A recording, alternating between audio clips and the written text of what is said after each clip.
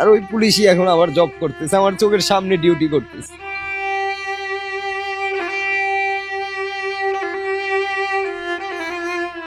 ভাই যখন মারা যায় ভাই, আমার খালি শুধু বলছিল যে আমার হসপিটালে নিয়ে যা, আমার বাঁচা। আর বুকের উপরে গুলি লাগছিল এইখান দিয়া, হয়তো আবার বাঁচাইতে পারতাম যদি হসপিটাল নিয়ে যেতে পারতাম, কিন্তু ওর গলার উপরে পাড়া দিয়ে ভাই হাতটা ভাঙা ফেলাইছে, আর ঘাটটা এরকম এক সাইডে কাত হয়ে গেছে আমার হাতের উপরে।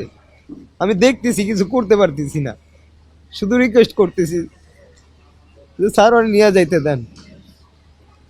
আমার দুইটা হাত চলে যাইতো, প্রবলেম ছিল না, আমার দুইটা পা চলে যেত, ওর জীবনটা তো বাঁচাইতে পারতাম, ধর নিতে দেয় না।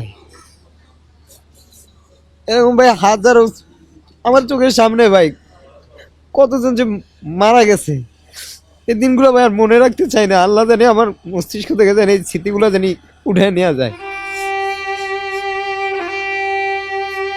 দোয়া করবেন আমাদের জন্য, জানি আমাদের মস্তিষ্ক থেকে জানি এই দিনগুলো জানি মুছা যায়, এই দিনটা জানি আমাদের মনে না থাকে কখনো। ঘুমাইতে পারি না ভাই, একটা ছেলে ঘুমাইতে পারে না, শুধু ব্যথার যন্ত্রণা না ভাই, এটা যে মানে হাতে পায়ে গুলি লাগছে এই ব্যথার যন্ত্রণা না, সারা জীবনে এগুলো ভোগ করতে হবে ভাই। এগুলো ভোগ করাটা তো কোনো বিষয় না, হাত দুটো চলে যেত কোনো বিষয় না।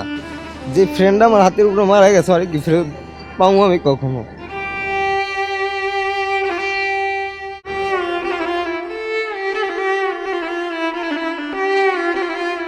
5 আগস্ট সারা দেশে প্রায় 100 জন নিহত হয়, আহত হয় কয়েকশো ছাত্র জনতা। কেউ হারিয়েছে পা, কেউ বা হাত, ক্ষত বিক্ষত হয়ে আছে পুরো শরীর।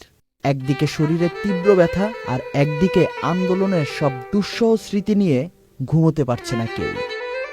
ঘুমোতে গেলেই চোখে ভেসে আসছে ভয়ঙ্কর সেই মুহূর্তগুলো। মারুফুজ্জামান, চ্যানেল আই।